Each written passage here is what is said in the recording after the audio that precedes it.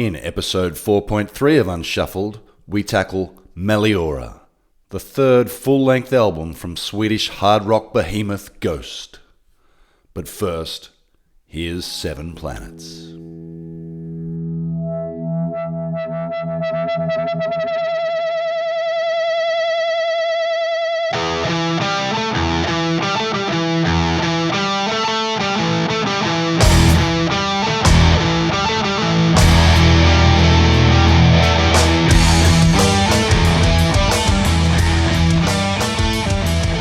Scotty D here.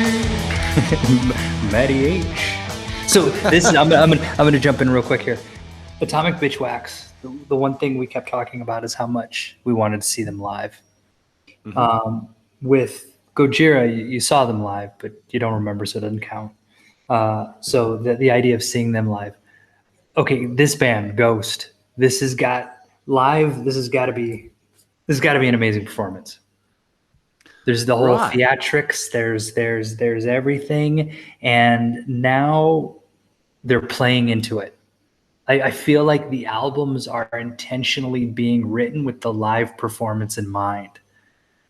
I've got no doubt about that. I must say that given the current state of the world, I'd be happy to go and see a Year 7 recorder band live at the moment. I'd take anything I could get right now. Having said that, I don't know that I agree with you that they write songs specifically for their live show.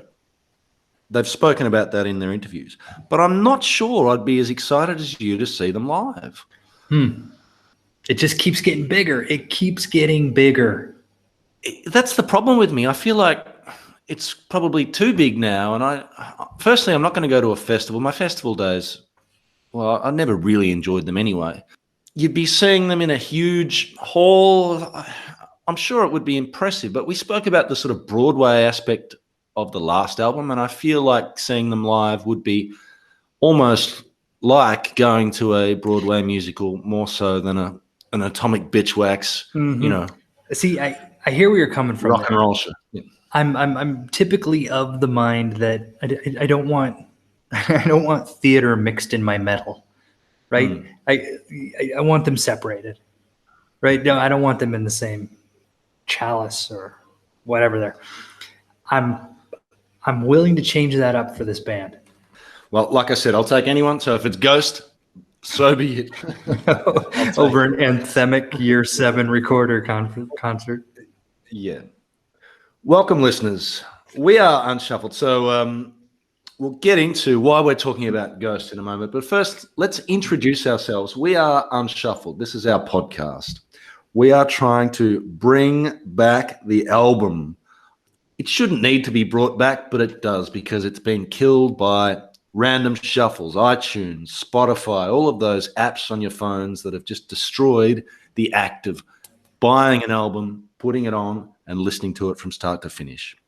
We're trying to bring that back with our podcast.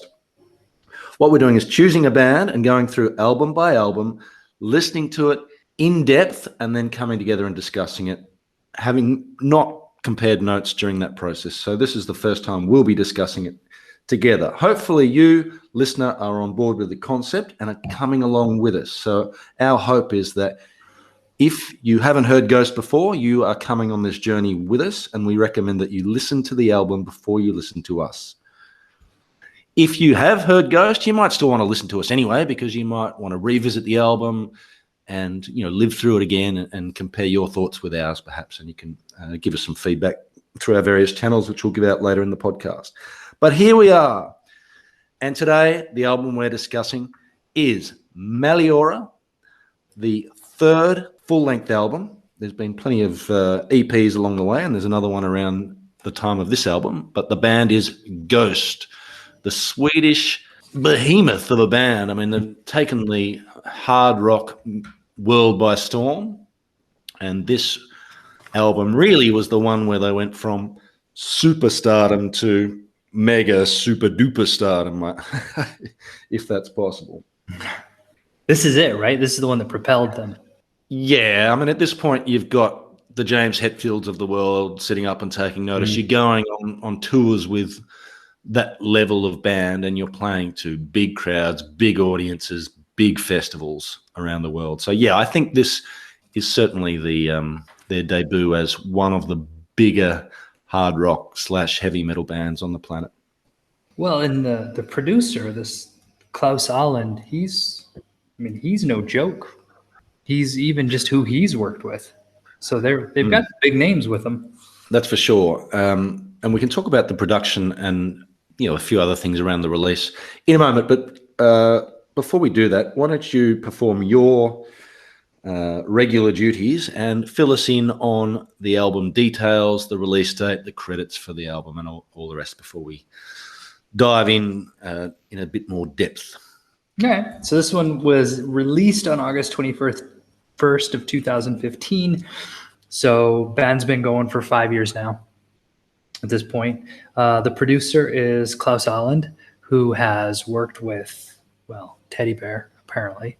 That's his band. He's worked with Britney Spears. He's worked with Katy Perry, Kesha, Madonna. I mean, he's got some tracks under his belt. Not only as a producer, but as a songwriter.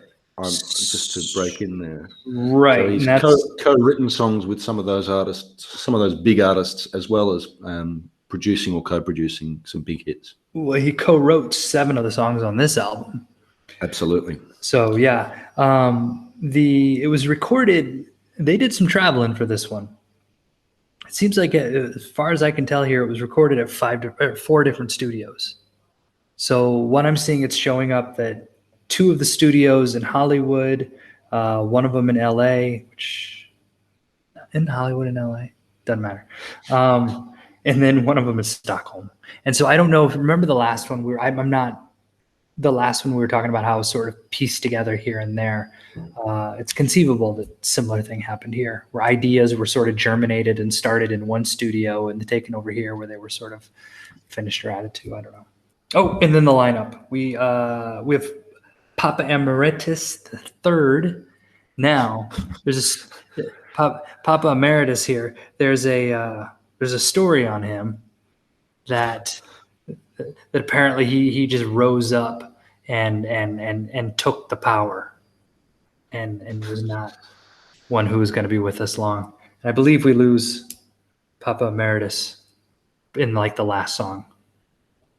There was a big, I guess, the stage performance of the changing of the guard from Papa E3 to the new Pope was like a big thing at the end of their tour, and the new Pope is not our man there. Tobias. Thank you. It becomes a random saxophone player in the back of the I guess there are some people that buy into all this theatre. I'm not one of them. You can give it a spell as far as I'm concerned. It's Tobias Forge is the lead singer, and he has been all along, and he will continue to be. I mean, I find this kind of ridiculous, all this stuff, but some people seem to like it, I suppose. And then we've got our Nameless Ghouls. Yeah. Was it after this album that the Nameless Ghouls sort of kicked up a bit of a stink and took Tobias to court? Was it between this and the next one, or was it after the next one? I'm not sure. I think it was between this one and the next one. And that's actually that's a question I have going into this is, we don't know, but are they the same? Because I'm noticing the musicianship on this album is legitimately better than I think what I've seen already. I'm just thinking like even the bass and the drums. And so I don't know if it's a completely different band or if it's just everybody's gotten more comfortable with each other. Yeah, I think part of it might also just be production. I mean, this is, and we'll get into the production later, but this is almost perfectly produced album, I think. Yeah. Agreed. I'm glad you've got all of those details though, because I have nothing. I bought the CD. Now I was bemoaning the digi sleeve on the last one. Right. And I didn't fall into the same track with this one. I have got a great edition, a great CD edition of this one. It comes with 2 discs, the full LP of Meliora, without the bonus track. There is a bonus track on some versions called Zenith. I don't have that on this, but I do have the EP that was released a little bit after Meliora, called the Popestar EP, which has arguably their biggest and most well-known hit on it, called Square Hammer, which we'll discuss perhaps at the end of when we get through all the Meliora songs. But this is a much better physical release. Every song has this beautiful artwork, and now the artist is the same as on the previous one. Our Polish friend, Mr. Zbigniew Bilak. There's some beautiful line drawings for every song. It's represented in its own drawing. Plus, there's the full lyrics and a lovely picture of the band in all their garb. It's got the producer and mixer's name, but no other details. We do have the name of one of the people Klaus Ahland, who's the producer, also co-wrote 7 of the tracks. But Martin Persner, who is up in the band, co-wrote 6 of the tracks. Yeah, under a different name, right? He was Omega, was who he was as the nameless ghoul. This is his last. So there's apparently the split between him and Tobias Forge in 2016 was nasty, and he refuses to talk about it. Says it was horrifying. He won't talk about it. He was not part of the lawsuit of people that sued him in 2017, but he still refuses to have anything to do with. And he won't talk about it, about whatever happened or whatever it was. But he's been one of the main songwriters for the last 3 albums. So the next album, I'm assuming, is going to sound different because one of the main co-songwriters is removed from the equation. Yeah, I imagine so. The only other credit on the album, just to finish that off, is the mixer, Andy Wallace, who's also a well-known name in music circles. So yes, there are some big names involved with this. But yeah, those lineup changes, well, it'll be a question that hangs over us into the next album, just to see where it goes from here. Okay, so with the album details locked away, let's dive into the track-by-track discussion, and you can talk about the first song. I'll let you lead off, and you can talk about not only the song, but your first impressions of the album when you first heard that song kick off. So let's kick it off with the first track on the album, Spirit. So again, the first track of, I think, each album is started sort of with that mood setter, and we get the spooky organ, we get the theremin, and then the metal kicks in, and sort of that's where we get we get the thundering drums, we get the pulsating bass, we get that metal guitar riff, and it's just like, oh, okay, this is going to be a metal album. The one thing I noticed, and it continues, it stays throughout the song. But the choir is more keyboardy than it was before. Like I think I don't think they recruited the janitors this time, and it feels the choir feels more sort of I guess electronic than real. And one of the write-ups of the album that I read was saying that was sort of intentional. Like this album was supposed to sort of even reflect more of that kind of techie electronic sound, sort of a stripping away of authenticity as this again to the story of the false pope taking charge. So it was a theme, a motif, if you will. Mm-hmm. But you like the song? Yeah, I do. Yeah, me too. It was a good opener. So interestingly, here we're back in 12/8. As we were on the first album, Opus Eponymous. I don't think we had any in that time signature on the last one from memory. But yeah, we had Conclavi con Dio and the instrumental track at the end of that album in this time signature. In some ways, I thought that linked us back to the first album musically. I felt like this was closer musically. Now, the production is a long way from the first album, but this felt less Broadway and more metal to me, right from the start. And that's a theme that continues throughout this album.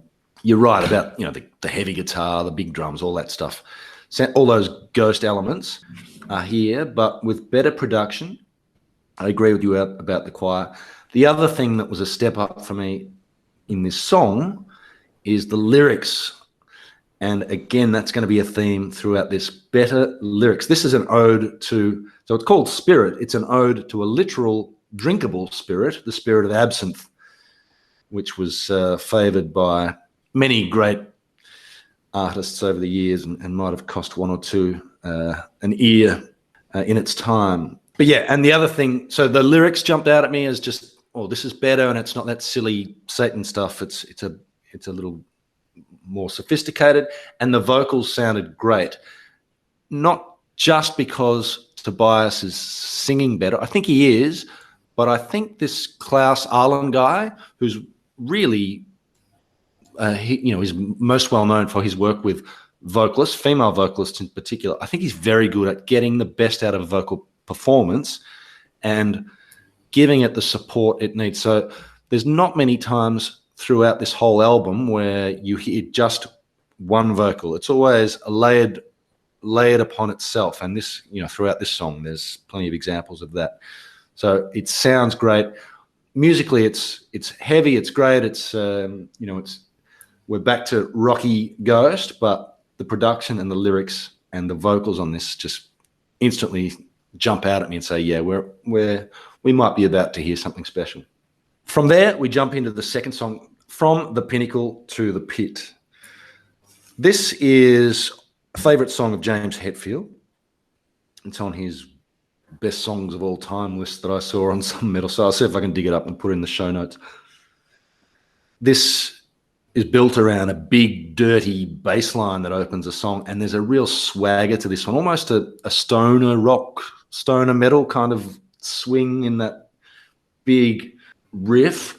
And then it switches between the bassy, swinging metal riff to those, and we used the word a lot on the last album, the anthemic chord. And I think you sort of pointed out that maybe it's a key change. I don't know, but it does, certainly the choruses are very different to the verses, that, you're cast out from the heavens to the ground. But, we get through that, and then basically the song repeats again. We get the dirty bass line again, and we repeat it all. Great song, I thought. An interesting mix of styles. We get the choiry, synthy choiry bits, the anthemic section, and some great lyrics. And I'll talk about the lyrics of this song in a moment, but just interested in your thoughts on this song musically. Musically, I love that opening bass, that opening bass riff, that kind of sort of that sound, and that just drives the song throughout. And then I think Kerrang! Magazine described this song as a song that should be blasting out of a car stereo in an American high school parking lot, just to sort of go onto your sort of stoner rock theme. And then, and lyrically, to sort of match what you were saying with the last song, for Spirit, they are. I mean, he seems to be developing a metaphor here, right? With this idea of from the pinnacle to the pit is sort of Satan's fall from heaven. Yep. And it's sort of mirroring the fall of mankind.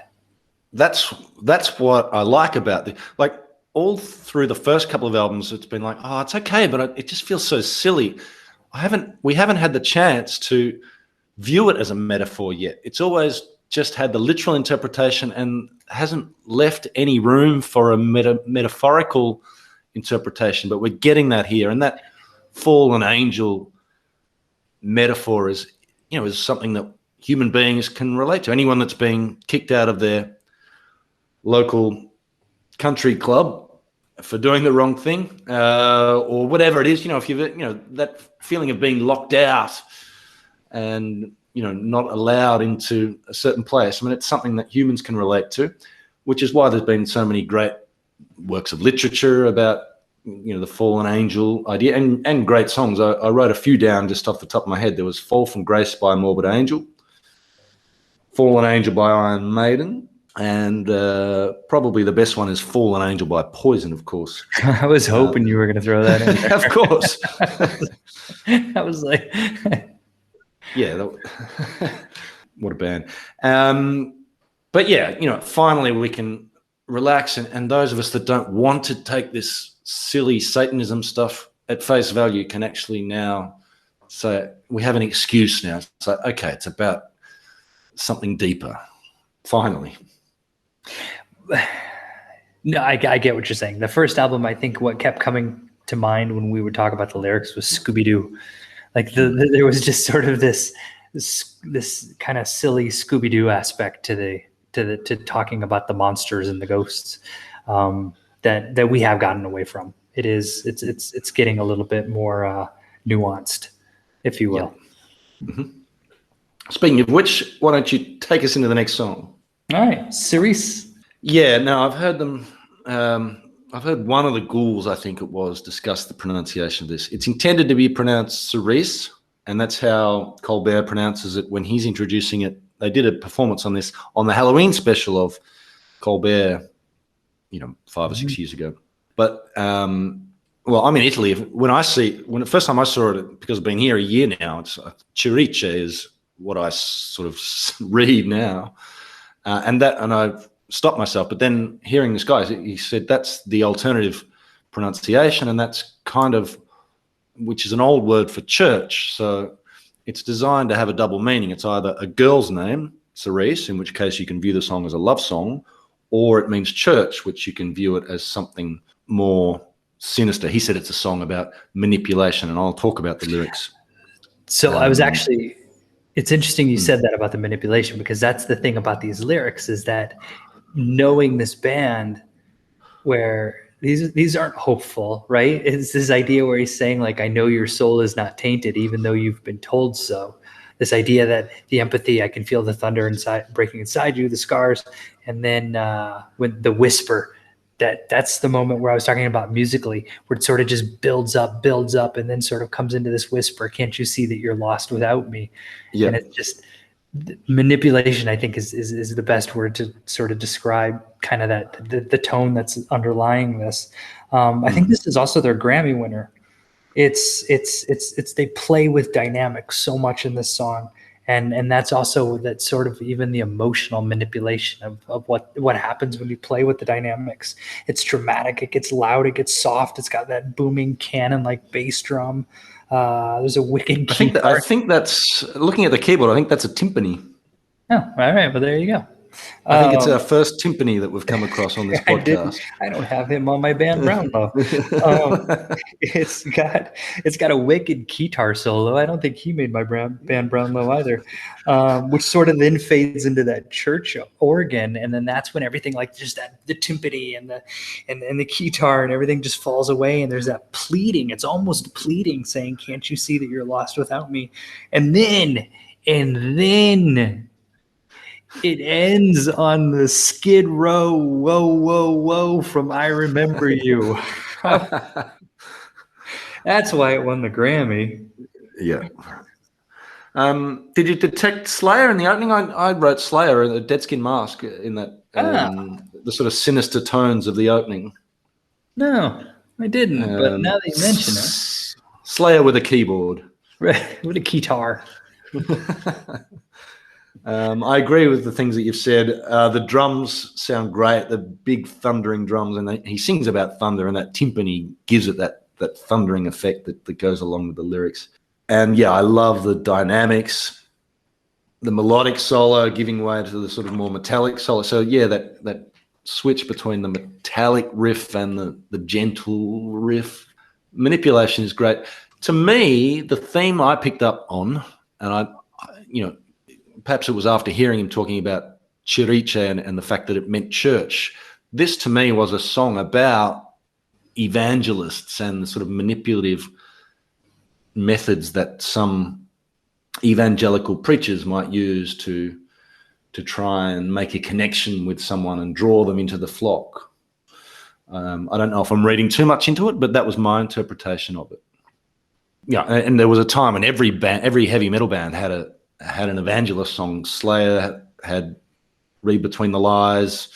Anthrax had one. Metallica had Left on the Side. You know, it was back in the days of Jimmy Swaggart and Jim Bakker. There was a very common Testament. theme. Practice what you preach.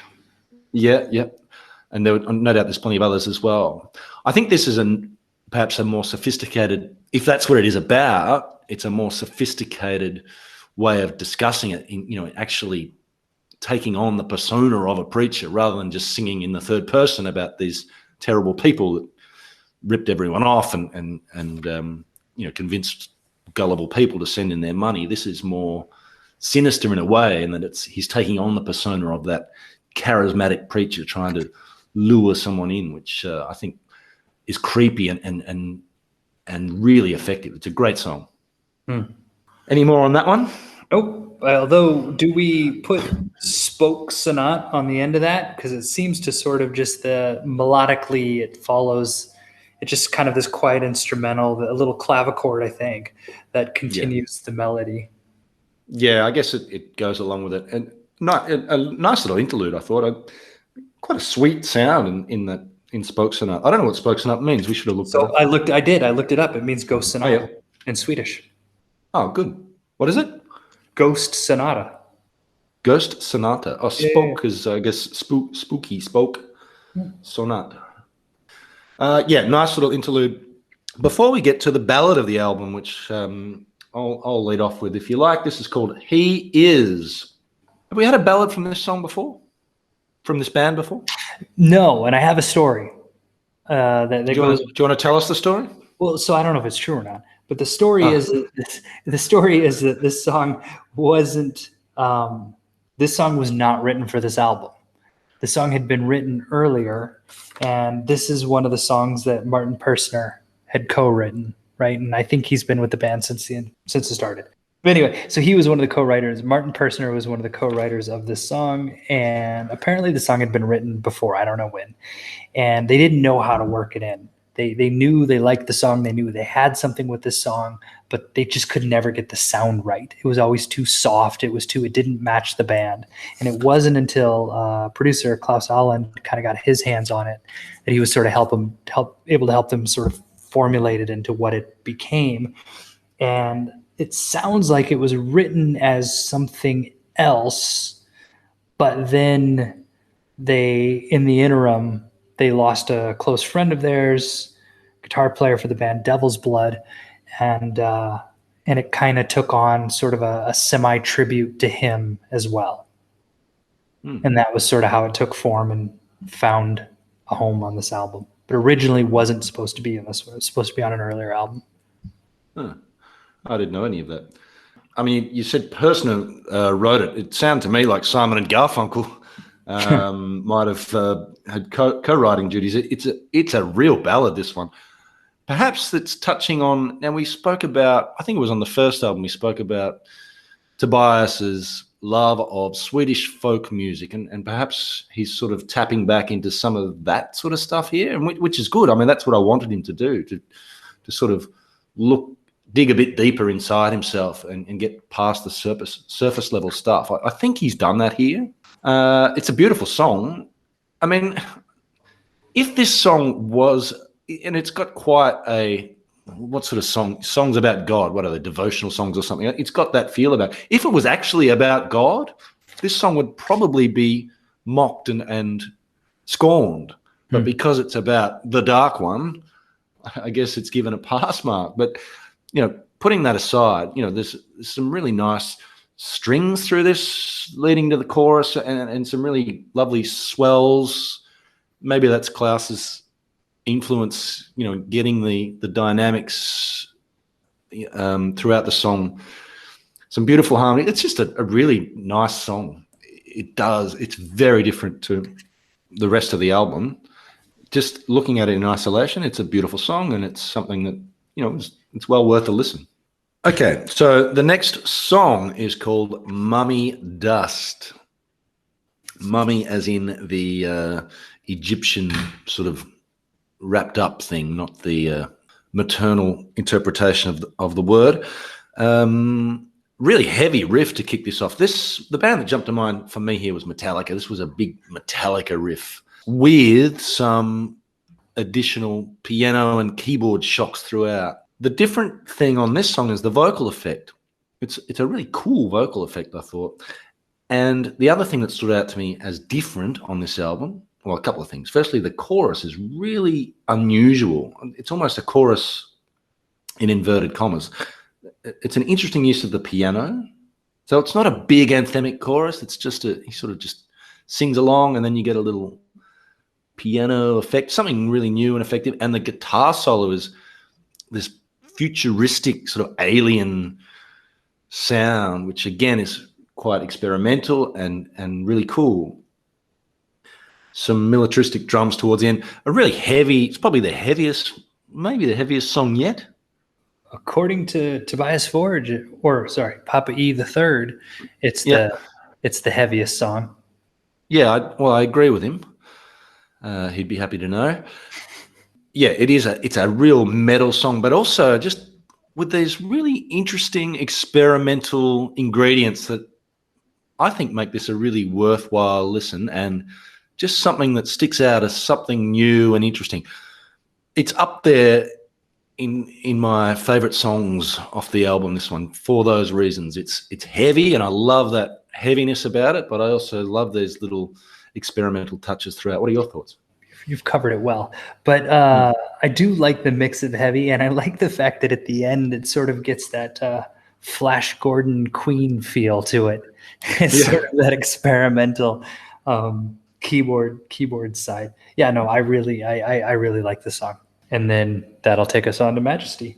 Going back to the song sort of blasting out of a American high school parking lot in the 1970s. I remember we had talked in the first album about the Blue Oyster Cult connection, and neither of us saw that. Here I see it. This song is, I was like, there it is. There's what My Woman from Tokyo, or whatever that opening riff kind of sounds like. And then that's it. It changes from there. The other band that came to mind with this song was Metal Church.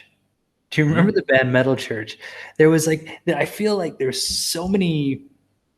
If I was to peel back the layers of this song, I would see like the Blue Oyster Cult in the beginning. There's this Metal Church feel in kind of the verse, and then the chorus has this really sort of classic rock feel that would be at least have a home on any radio in the Midwest in the U.S. So I like the song. I like the changes that it takes and the direction that it goes. Yeah, I came into this song with some trepidation because it's around here that the other albums have started to fall away. We're getting to the second half of the album now, and this is where we've had basically filler in the last two albums. We've both sort of agreed.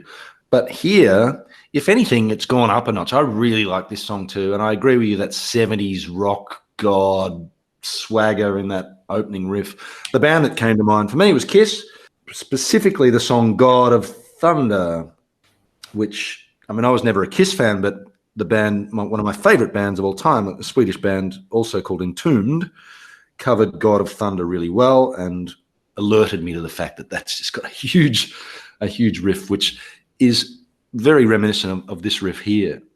It's a strong song. I like the bass in this one. It's the first time the bass had really stood out to me. I mean, the bass is there. It's always been present, but this has got some really nice bass in that, particularly in that chorus, the Old One Master chorus. There's a few different instruments in the chorus. I like the chorus. But yeah, and the vocals, again, that layering in the vocals.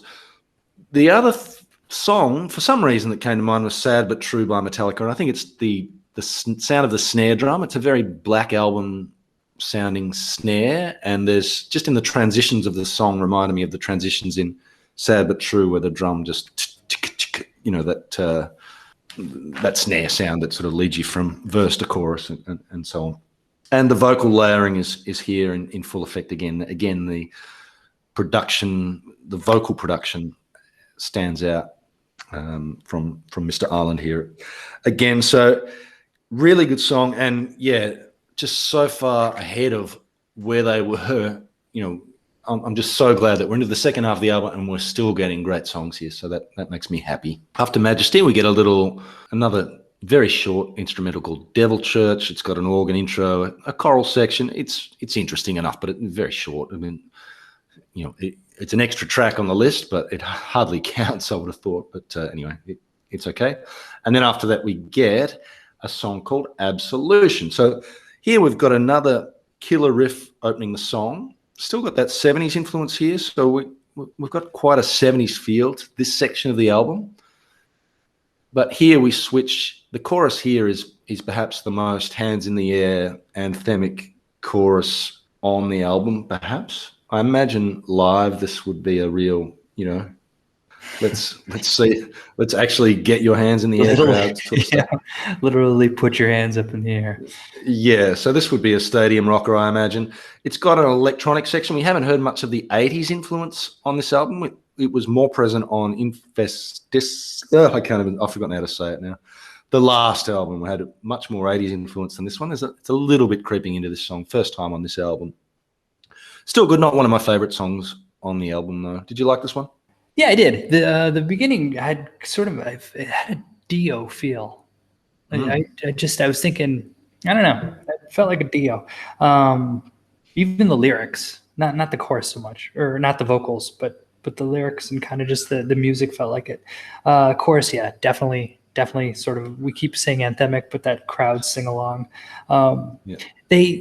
And I haven't mentioned this before. This isn't the first time they've done this on this album, and I don't know why it struck me on this song. And I'm trying to remember what other songs they did it on. But there's the dual guitar solo. I am a sucker for a good dual guitar solo. I do like it when they play off each other. And then it's just got that big finish, right? The song just that final chorus coming out of the bridge just goes in for that big finish. So that brings us to the final track kind of. The pseudo final track on the album, Deus in Absentia. And we're going to start off there with the ticking clock. And I don't know if this is to sort of signify bringing in a new persona or not. But the theme that's sort of pervade here is, I guess, supposed to be the theme of the entire album. And it's about sort of this gap in leadership and the story being how, I kind of talked about at the beginning about how Papa E III was the man who just sort of took the mantle, right? Just saw this dearth in leadership, this absence, and just ran with it.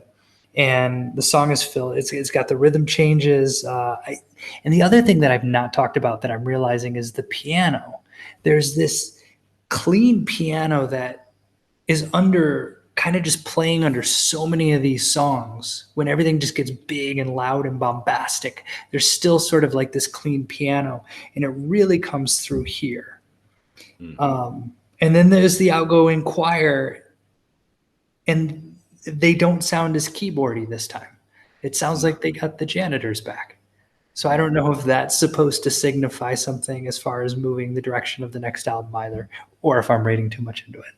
Yeah, I love the choir at the end. There's a bass singer who sort of carries over. There's a beautiful deep voice there that sits underneath it all. It wasn't just the choir, and the ticking clock sort of brought back Monstrance Clock, brought that back to mind. So there are a couple of links back to Infestissimum. It is the most infestissimum song. I've just created a new word there, not just because of those elements, but I think the song itself had the most Broadway musical vibe to me, and was the furthest away from some of the just straight rock and metal that we've heard in other parts of this album. I did like the little ivories tinkling away throughout the song, and you're right, they are present in elsewhere on the album, but they stand out on this one above all. Yeah, the highlight of this song, though, is that choir outro. It's really beautiful, and just in isolation, it's a beautiful and fitting end to what I thought was an excellent album. Perhaps we'll give our summaries of the album. Do you want to get into the album summaries, or do you want to talk about Square Hammer off the EP? Well, I kind of need to throw Square Hammer in there. Yeah. All right, let's get Square Hammer, and because if you buy the deluxe version, you're going to get Square Hammer. So let's have a chat about it. It's probably their biggest and most well-known song, so it certainly needs to be talked about, and now is the time to do it. So I don't even know if this counts, but if it does count, it would be my favorite song on the album. But it sounds like it's everybody's favorite song. It was ranked, Loudwire ranked it the best metal song of 2016, and then 3 years later, when they did their best metal song of the decade, it took the top song for the best metal song of the decade as well. I don't know about that, but it is my favorite song on the album if I was to put it all together. I love the punchy, bouncy drums, the sort of that dancey baseball stadium organ, the driving guitar riff under the chorus, and that massive chorus. Just and so that live album that I've been referring to, this is how they kick the album off. And you can hear, if you go back and listen to it, there are explosions, right, that are happening on stage as the band is just coming out and erupting. And you can hear in the song exactly where those explosions are going to come in. And so when you listen to the live version, then you go back to the studio version, you're like, oh, I need the explosions. What happened to the explosions? Yeah. But yeah, no, this is just such a massive song. Yeah, so I heard Tobias interviewed about this song. I think it was on after it was named Song of the Decade or whatever. Prior to this, so after the release of Meliora, but prior to the release of this EP, they switched between opening their concerts with Spirit, and I think if it was a shorter, like a festival, 45-minute set or whatever, they'd open their gig with From the Pinnacle to the Pit. But Tobias said, we just wanted something straight in 4/4 time, just a big rocking song to kick off the concert. And that's, he wrote this song specifically with that in mind. This is going to be the song that opens our concerts. And it's going to be in straight 4/4. And yeah, I mean, it's a huge hit. It's got that unforgettable opening riff that then, sort of drives the whole song. Great song. Yeah. And the EP itself is very interesting. The rest of the EP, there's 4 different covers. You like, I Believe, that's the one you like, right? The 3rd song on the EP. Oh, is that the Simian Mobile Disco one? Yeah, Yes. I think so. Yeah. Yes, I did. And we both like Bible, the last song. Yep. Bible is a cover of a Swedish band called, what are they called? Imperia? Is that right? Imperia. Yeah, that sounds right. Yeah, and I love that last song. That's brilliant, and it's quite faithful to the original. Actually, it's just a great song. Like, it's not that Ghost have made it great. It's just a great song in itself. So that is worth a listen. And the fact that you get all that bundled up in this CD package really adds value, I think, and makes it worth buying. But yeah, Square Hammer is fantastic. Let's hear your thoughts on the album as a whole. Where does it stand for you in the Ghost catalog? Where does it stand, overall? I don't know.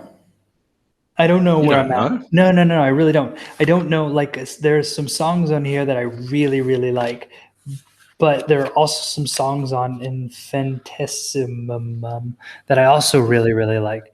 And so if I was to make my own sort of Ghost greatest hits, if you said, all right, you got 10 songs, and you put them together, I'm going to say it would probably be pretty evenly split between this album and the last one.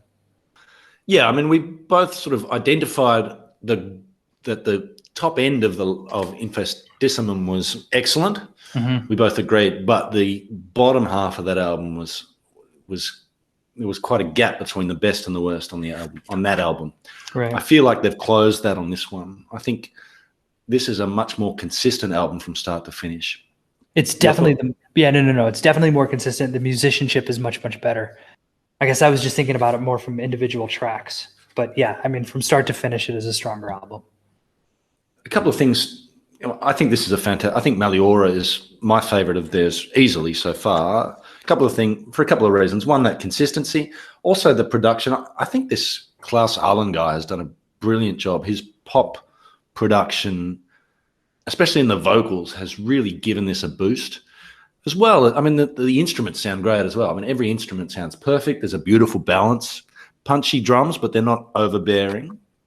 And every now and then some really great modern production effects, the use of the synths, the choir. It's just so polished and so modern sounding. It's almost faultless in its production.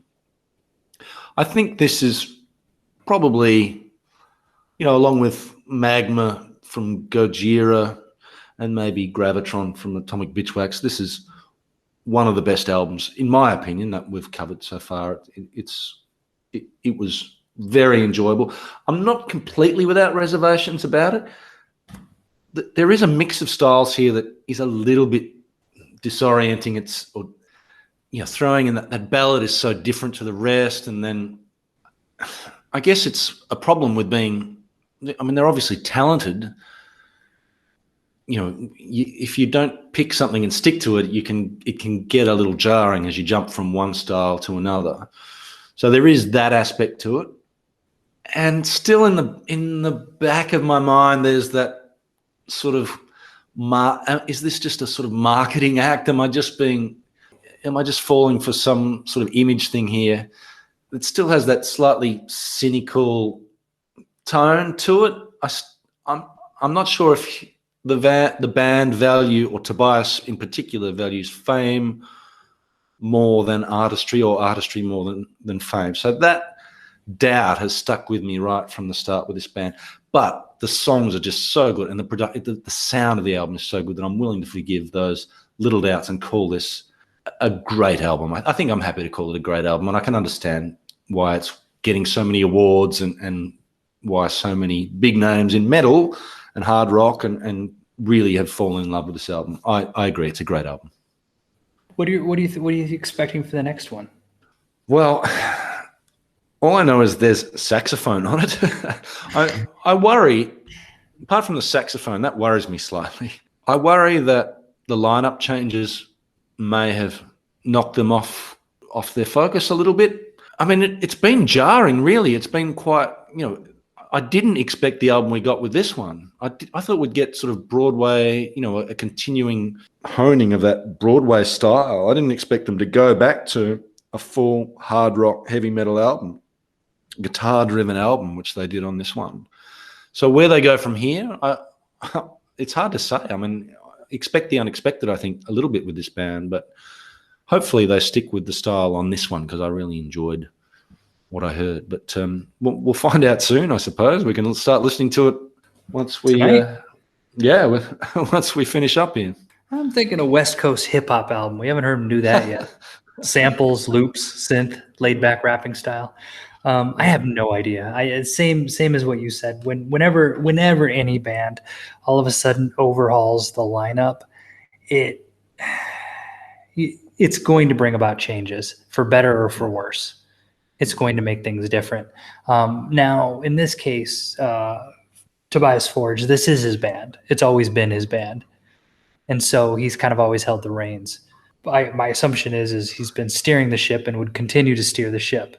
But when, significant co-songwriters are removed from the equation, it'll be interesting. I'm curious.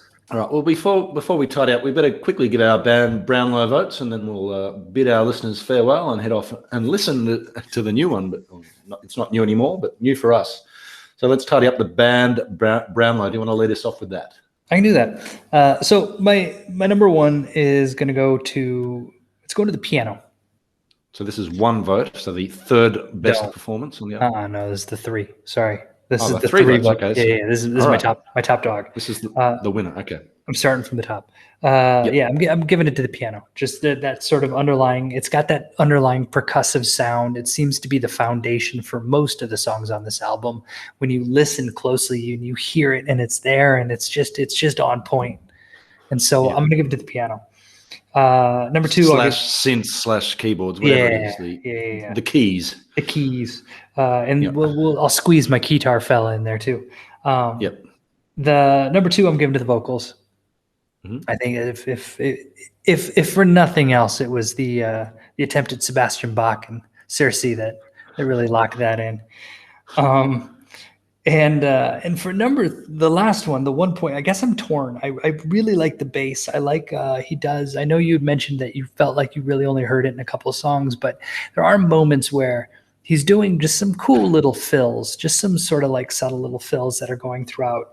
And I wanted to give him that, but I got to give it to the guitar. I'm telling you, give me a good dual guitar solo and I'm sold. So I'm going keyboard, vocals, and guitar. All right.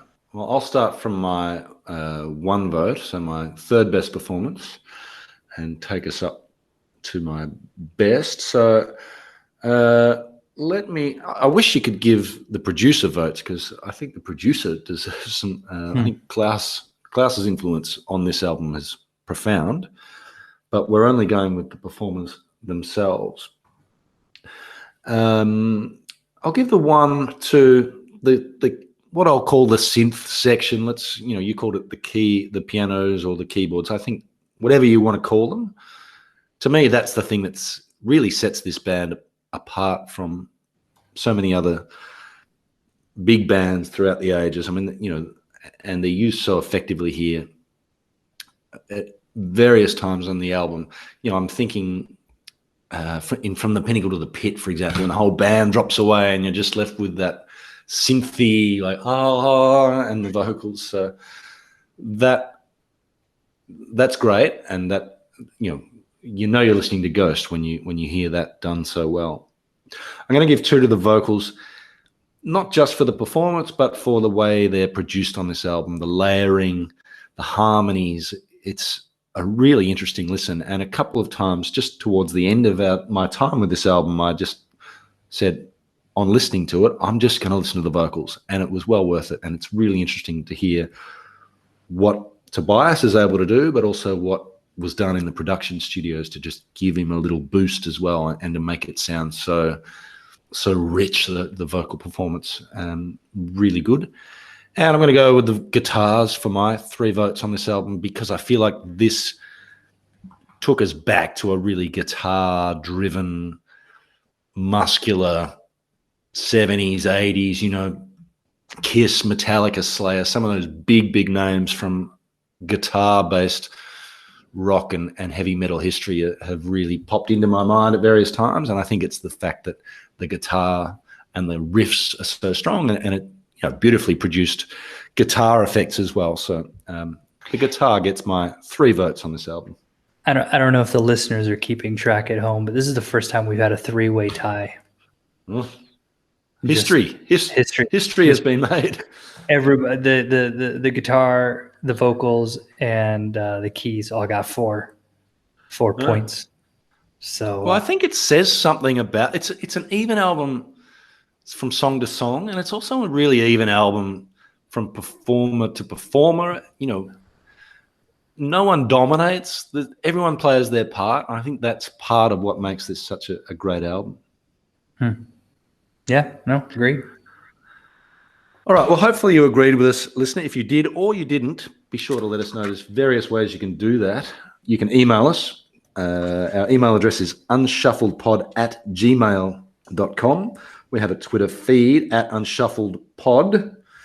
And our website, where you can find all the show notes from this episode, all the previous episodes with their show notes, is unshuffledpod.com.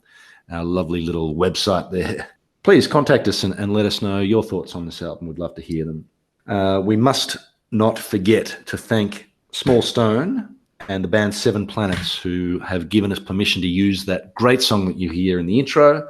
The album is called Explorer. The track is called Vanguard. Well worth a listen. It's on Bandcamp. Download it, buy it, pay the money, because it's a really groovy instrumental stoner rock. Great driving music, I think. And no vocals, so you can listen to it while you're doing some work or whatever as well, if you have to. But yeah, really enjoyed my time with this album. Hopefully you did too, listener, and it sounds like you did, Scott. Yeah, absolutely. Well, let's go listen to the next one. Let's do it. Thank you, listener. Thank you, Matt. And stay healthy, everybody.